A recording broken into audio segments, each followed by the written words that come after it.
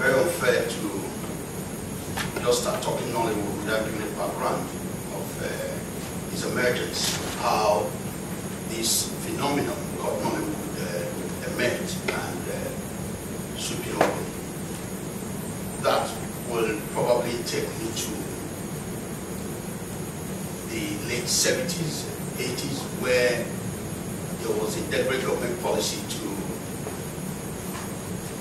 create some kind of propaganda in Nigeria.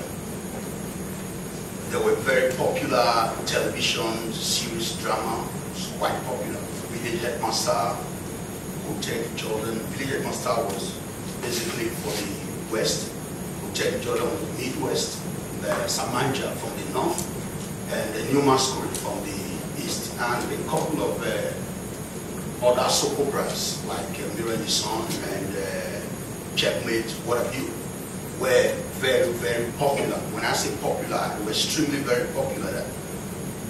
Each night that they are going to be shown, you hardly will find anybody on the street. And then the NTA had the monopoly, the Nigerian Television Authority, that controlled broadcast and entertainment generally. So they became very, very popular. Then that brings me to the emergence, the inclusion of the military into the polity in Nigeria by early 80s.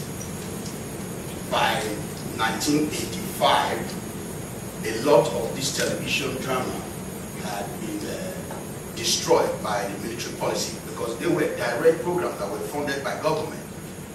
And they were quite moralistic.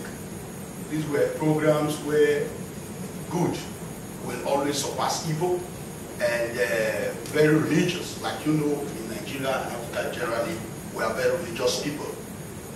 And that will help you to understand that by late 80s, early 90s, there was a drought, obviously, because the military policy was no longer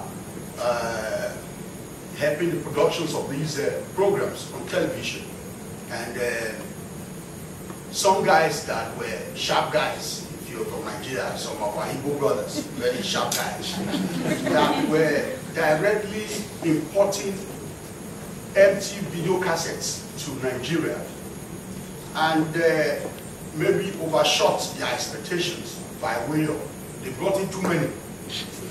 And these are things that are used to duplicate marriages, naming ceremonies, and all of that. And when the guy probably looked at his warehouse, there were thousands of unused video cassettes, empty video cassettes. He thought of something. Government has created drought as far as entertainment was concerned. This also gave rise to music emerging strongly. You heard of musicians like Terracotta, Magic Fashek, Raskimono. These guys were doing really good then because of the failure of the television and government's inconsistency with funding of television programs. Then this sharp man did a thing, a direct. This will really, really help us to understand the nature of the Nigerian film today. So those that have been expecting us to do it like not Hollywood or Bollywood, you're making a very big mistake, because the father and mother of the Nigerian home video was direct offshoot from television. So you see our movies are moralistic, they are drama-based, and do not take the format of the American style of making films. And each time I find myself in a television for like that, I try to quickly correct it. So if you're expecting me to see a helicopter running up and down and one man killing everybody, because that is not our background, that's not how we were trained. And a lot of us, like I am, when in Redmond, I moved from television. So quite a number of the early producers and directors and actors of Nigerian video were actually migrated from television when government could no longer sustain the television productions. That's what gave birth to what you now call Nollywood today. And the reason for its very unique format. So that's why Focus Pictures, they've not had anything to do with us, Mission South Africa. They don't change the style.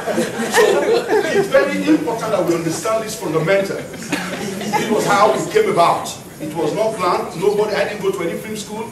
A lot of the first timers never attended any film school. They were direct television, soap and drama makers of television that now saw a vacuum that was created and some sharp, take note of the sharp man.